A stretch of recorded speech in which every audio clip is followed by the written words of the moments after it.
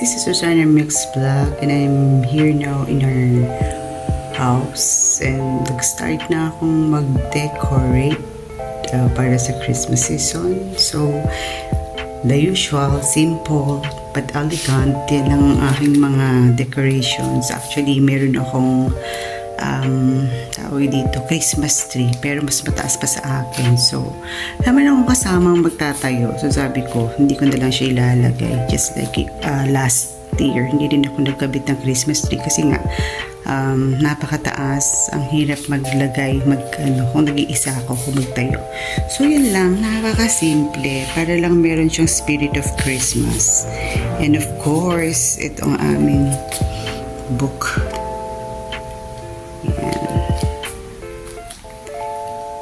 Yan ang aking mga decorations sa Pasko. Kasi nga, mas mainam na yung simple lang. Tapos yan, ilagay ko lang yan. Para last year yan din yan eh. Kaya lang, inulit ko lang din siya kasi sabi ko nga, wala naman ako masyadong maraming Christmas decors. At saka, simplicity is beauty. Diba?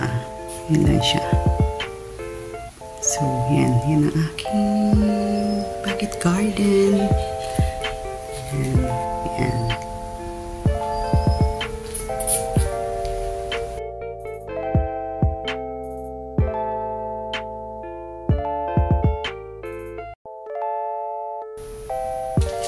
And of course, my favorite nutcrackers.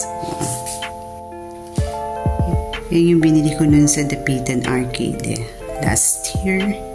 Kasama ko yung aking sister-in-law. Ewan ko kung bakit gustong-gusto ko ng nutcracker. O, sige mo. May magandang dilag dun, o. So, ayan na ang mga ayos ni Susana Mix Vlog. Simple lang yan. Kaya, pagtsagaan. Actually, ito, yung pinaglagyan na basket na yan, may nagbigay sa amin ng goodies na nakalagay dyan eh. So, what I did is, nireserve ko yung basket na yan. So, nilagyan ko lang ng mga Christmas balls. Yan. Para at least may pangdagdag ako ng decoration. Yan lang din siya. Pang aking formal dining area, table, not area. Pandagdag sa aking decoration sa formal dining area namin. So, yan lang siya. Napakasimple. O, diba? Sobrang simple. Yan lang ang aking Christmas decor. At least meron lang siyang spirit of Christmas, diba?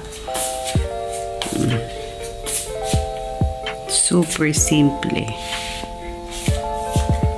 Matagal na to eh. Tinatago-tago ko lang siya. And of course, yan lang nasa aking entertainment area.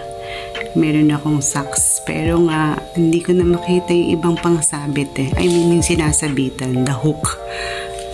Magpapabili na lang ako. So, yan siya.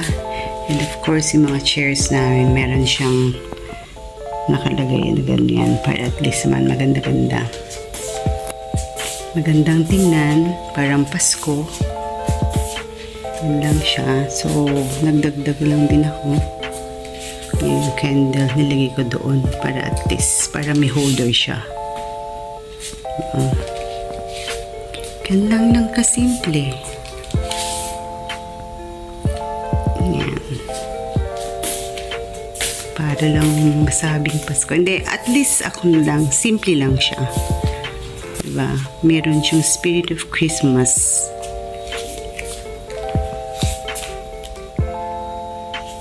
Mahirap maglagay ng Christmas tree eh. Natrabaho din.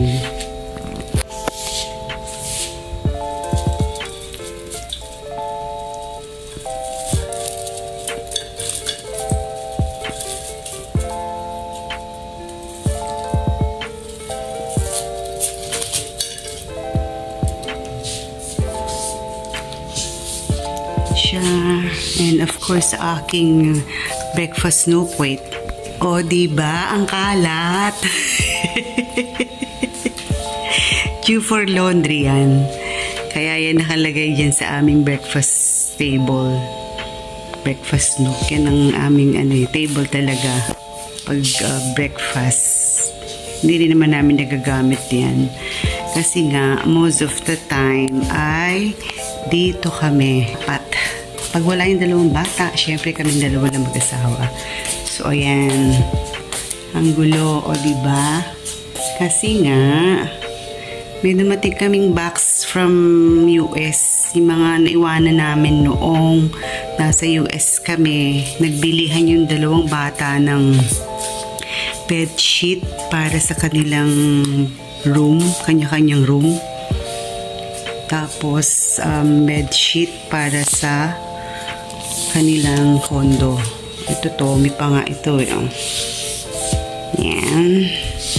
Pinuksan ni Daddy kanina yung box. Sabi ko, bakit di mo ako tinawag? Para ka nakapag-unboxing ako. But anyways, ayan lang siya. Well, hello. Hello. Ayan lang siya. As simple as that. I don't know. Kung since 1 week ako dito sa bahay, titingin ako ng ibang Christmas decor, either SNR o SM. Ang kalat to. So, yan ang aking due for laundry. Yan. Mga bedsheet ng dalawang bata. So, kailangan labhan yan kasi kailangan kong dalhin yung iba sa Manila. Diba? Ayan. Ang aking Christmas decor na sobrang simple. Going back to our formal dining area. Ayan na yan. Buksan natin ang ilaw para mas sorry, hindi kabisado ang ilaw. Yan siya. Yan lang siya. And of course, may bar, mini bar na wala namang umiinom. Pero ang dami. Kasi may mga nagbibigay kay Daddy na kliyente. Hindi naman din siya umiinom. So, ang ginagawa lang namin, nire-recycle din. Pag mayroong pagbibigyan, may birthday, yun din.